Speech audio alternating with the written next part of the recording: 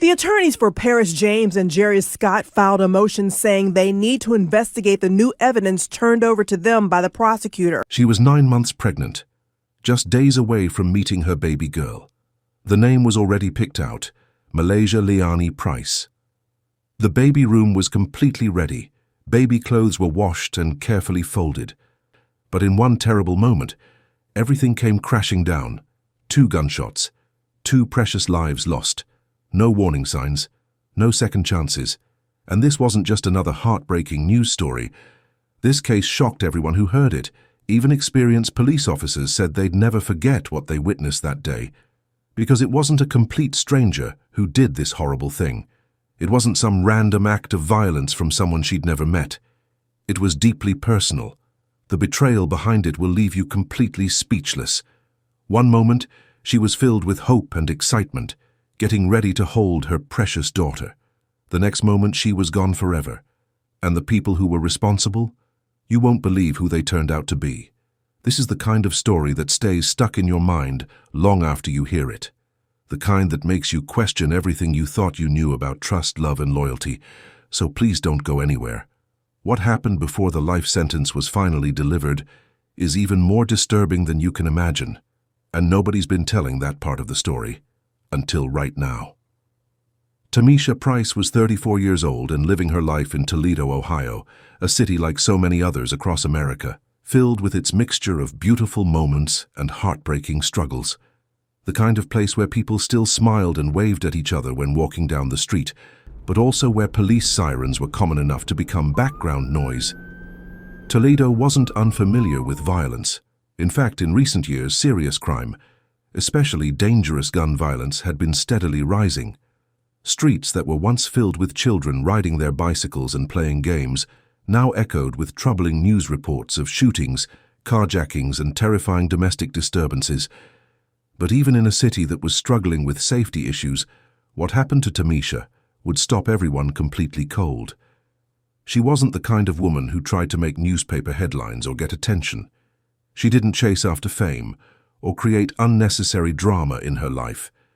She was gentle and soft-spoken, completely family-centered, and filled with quiet dreams and simple hopes, the kind of person who found genuine joy in everyday things that others might take for granted. And while many believed she was preparing to become a mother for the first time, the truth is, Tameisha was already a devoted mother to 2 sons, Jaden Kishon and Leslie Michael. Her love for them was unwavering. They were her entire world. But this time she was preparing to welcome a baby girl into their lives, a daughter she had already lovingly named Tameisha. A little girl who would grow up surrounded by her 2 big brothers. On January 15th, just 9 days before her murder, Tameisha made a post on Facebook that now carries a heartbreaking weight. She wrote, "So thankful my daughter will have 2 protectors that's going to always be there for her." She believed that Tameisha would be safe, loved, and protected by her sons, 2 young boys who were ready to step into the role of big brothers with pride and purpose. That single post now reads like a promise that was stolen far too soon. Tameisha poured all her motherly love into preparing for Tameisha's arrival. She painted the nursery walls, she arranged diapers, folded baby clothes, and daydreamed about holding her daughter for the first time.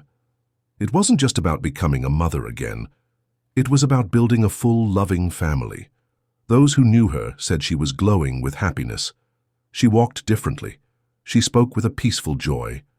She radiated the energy of a woman who was fully ready to embrace everything that came with motherhood, even the hard parts. But underneath all that joy and excitement, there's something absolutely chilling to think about. Tameisha wasn't naive or foolish about the world around her. She knew the world wasn't completely safe. She understood perfectly well how quickly things could change and go wrong. But what no expecting mother ever prepares for, what no one ever warns you about, is that being pregnant could actually put your life in serious danger. That carrying new life inside you could somehow make you a target for violence. She had big plans for the future. She had beautiful dreams, and she had every single reason to believe she would soon be holding her precious daughter safely in her arms. So the real question that haunts everyone is, what kind of person would look at that pure happiness, that innocent hope, and coldly decide to completely destroy it. When Tameisha shared the wonderful news of her pregnancy, not everyone around her responded with joy and celebration. In fact, the one person who should have cared the most, the man who was believed to be her baby's father, had serious doubts and concerns. His name was Paris James, and instead of showing excitement or offering support, he met the news with complete resistance, total denial, and cold silence. Right from the very start, Paris questioned whether he was really the father. Not quietly and privately, not gently or kindly. He made his harsh doubt known in angry text messages, in heated conversations, and even in terrible arguments that left Tameisha feeling completely emotionally abandoned and alone. Instead of stepping up into the role of a protector or a provider for his child, he deliberately chose distance and separation. And even worse than that, he put enormous pressure on her. He desperately wanted her to end the pregnancy completely.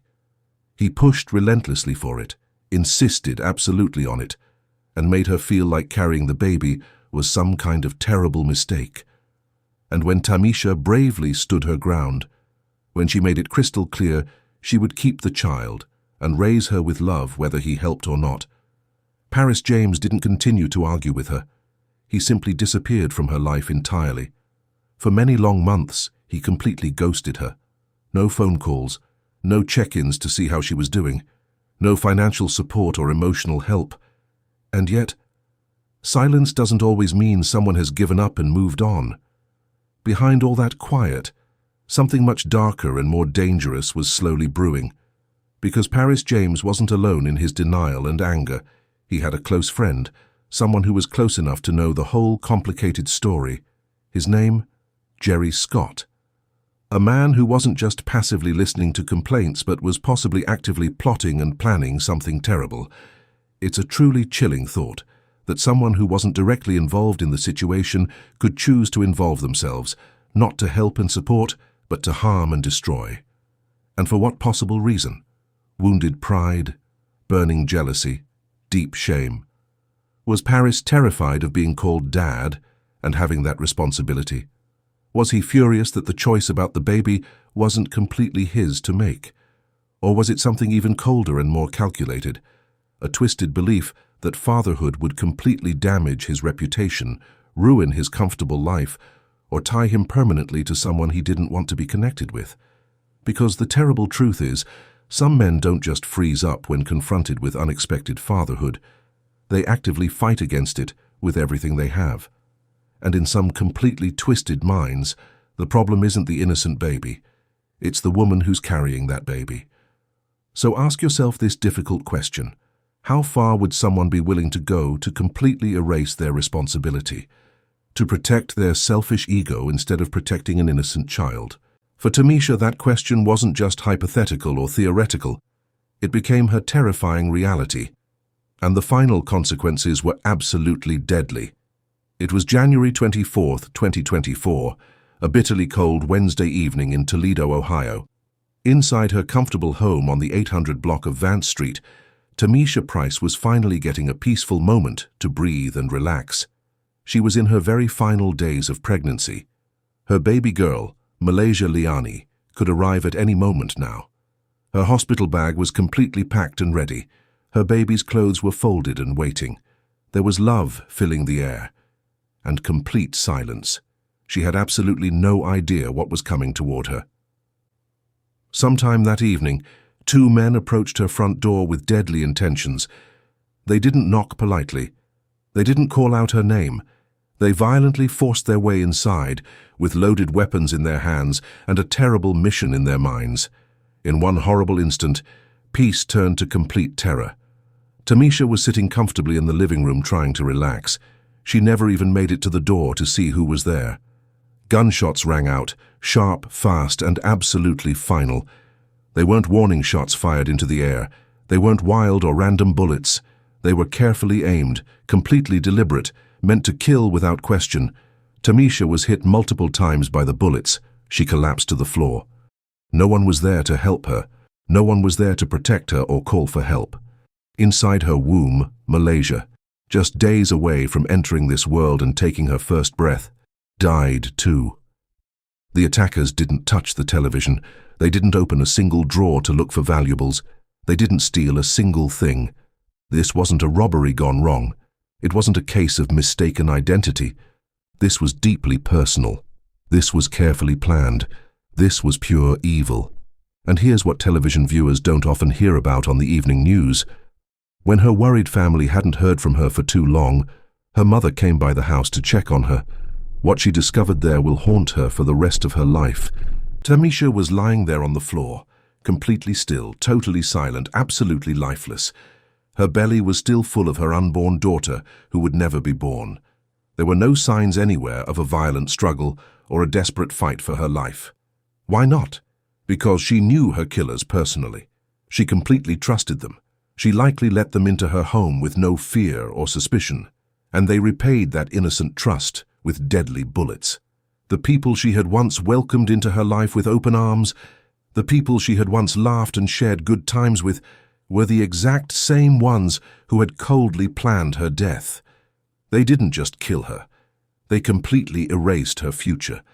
They robbed an innocent baby of her very first breath of life. How does a man shoot a woman who's carrying his own child and then somehow sleep peacefully at night?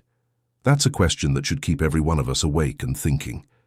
And now, to anyone who's watching this story, if this shook you even a little bit, if your stomach turned or your heart sank with sadness, don't just scroll past like nothing important happened here.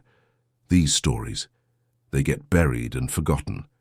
And when they're buried, justice dies along with them. If you've got even a small amount of empathy and compassion in your heart, share this story, because your engagement, your voice, could help make sure this never happens to another innocent woman again. Let her story travel far and wide. Let her baby's name be heard and remembered. Let the truth echo everywhere. Justice isn't just a fancy courtroom word. It's what we choose to fight for every single day. As experienced detectives carefully combed through the horrific aftermath of the shooting, they weren't just looking for obvious fingerprints or pieces of broken glass. They were searching for clear evidence of intent and motive. They found exactly what they were looking for in text messages, dozens and dozens of them. Paris James had been constantly complaining to his friends, angrily ranting that she's trying to trap me with that baby. He didn't see Tameisha as a woman carrying his precious child. He saw her as a direct threat to his comfortable lifestyle, his personal freedom, and maybe even his fragile ego. And Jerry Scott. He wasn't just an innocent bystander who happened to be listening. He became the eager co-signer to this evil plan, the so-called friend who didn't try to stop the madness. Instead, he actively fueled it and made it worse. A willing yes-man to murder. Investigators found ballistics evidence and shell casings scattered inside Tameisha's home. Nothing valuable was stolen. Nothing was disturbed or moved around. There were no signs that she had fought back or resisted, which told police two absolutely chilling things. 1. Tameisha knew them personally and well. 2. She never expected to die that night. And while Paris and Jerry thought their private chats would disappear into the digital void forever, experienced detectives knew that guilt always leaks out somehow, sometimes through telling silence, sometimes through sloppy mistakes and careless errors. Some killers simply can't help themselves.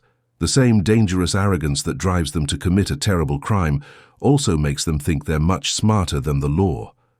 That false sense of invincibility, it's exactly what gets them caught in the end.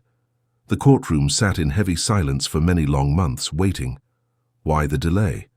Because the trial was postponed, not because there wasn't enough evidence, but because of something completely unexpected. New DNA had surfaced on the murder weapon, DNA that didn't belong to Paris James or Jerry Scott. That single shocking revelation forced the court to pause everything. Investigators needed to double-check, rerun all forensics, and ensure there was absolutely no possibility of contamination. The defense team immediately latched onto it, desperately trying to twist the narrative. They argued, maybe someone else was really involved. Maybe Paris and Jerry were just convenient suspects. But the prosecutors were completely prepared and ready. When court finally resumed, they brought in an absolute avalanche of evidence. Not just blood and bullets. Digital truth that couldn't be denied. Text message threads where Paris openly complained about the unwanted pregnancy, phone call logs placing both men near Tameisha's home just before the murder, deleted messages recovered from encrypted apps, even GPS data from their phones, perfectly matching the time of the break-in. In court, Paris James, once bold and confident, once boastful and arrogant, kept his eyes down toward the floor as the mother of the woman he killed stepped into the witness box. Her voice trembled with emotion. She wasn't just speaking as a mother who had lost her beloved daughter. She was a grandmother who had lost a future, a grandchild who would never be born, a life completely erased before it could even begin. The room, filled with legal teams, media reporters, and strangers, fell into heavy silence. Some people wept openly. Even experienced jurors, trained to stay composed, looked visibly shaken by her words. Can you look a mother directly in the eyes? After taking away her daughter, after taking away her granddaughter too? The judge listened carefully as both sides gave their final arguments. But the evidence, the raw emotion, the timeline, it was all too much to ignore or dismiss. The verdict came down hard and fast. Paris James and Jerry Scott were found guilty on all charges. Double aggravated murder, burglary, tampering with evidence. And on July 28, 2025, the judge gave absolutely no room for mercy, consecutive life sentences, no possibility of parole, no second chances. And there's another name tied to the case, Chatwire Triplet, Paris James's then-girlfriend. Federal and local authorities later charged her with obstruction of justice, accusing her of lying about where Paris was during and after the murder. Her case was separated from the main trial, but investigators believe her actions may have delayed critical leads. Justice, long delayed, was finally delivered. But for Tameisha's heartbroken family, it wasn't a victory to celebrate, just a bitter closure to a nightmare they never asked for. This tragedy was deeply personal, but the ripple effect is completely public. This wasn't just a murder. It was a violent rejection of fatherhood, so absolute and complete, it erased two innocent lives. It speaks to something much larger. A society that too often fails women at the exact moment they need support, protection, and care the most. And now, even in silence, Tameisha's voice lives on, through those she left behind, and through the change they refuse to stop fighting for. If this story shook you, if you felt even a small fraction of the pain left behind, then don't just scroll away and forget.